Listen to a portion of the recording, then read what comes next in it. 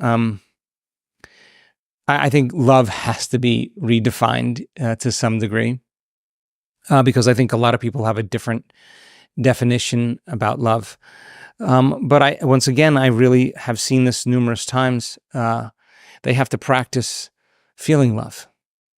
I mean, you cannot love unless you practice feeling it. And I think if you practice feeling love, you get better at feeling love. And if you get better at feeling love, you become less selfish and more selfless. In other words, when you're executing from your heart, when you're feeling love, I think you consider the whole.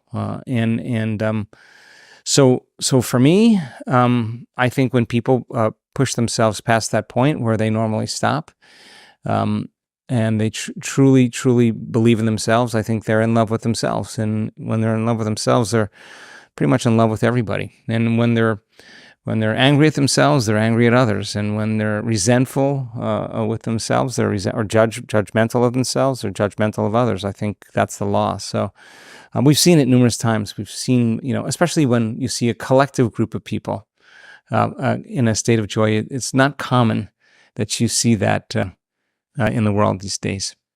Well, I heard a story from you about a basketball player in a wheelchair who said that he never loved himself at one of your events.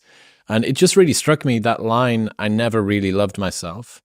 Yeah. I just thought it was very interesting. He had MS, I'm pretty sure. He's a professional football player, I think. And he came to the event. It was kind of funny. And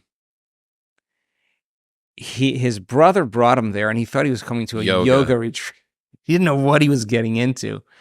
And, the guy came in a wheelchair, and he's walking at the end of the event. It never occurred to him to love himself. And we had someone else with ALS that came in a wheelchair, and they brought him backstage. He was walking on that beach, and he said, "Oh my God, the more I practice feeling love, the more I feel like I'm healing." He didn't say, how come I'm not healed all the way? He said, "Oh my God, every time I feel deeper and deeper levels of love, somehow my body is changing and healing." So now he's feeling love with an intention to heal, right? And I think that you get to a certain point where, we've seen this.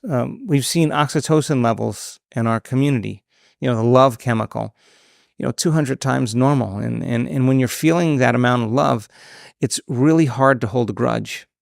You would never want to stop feeling that way.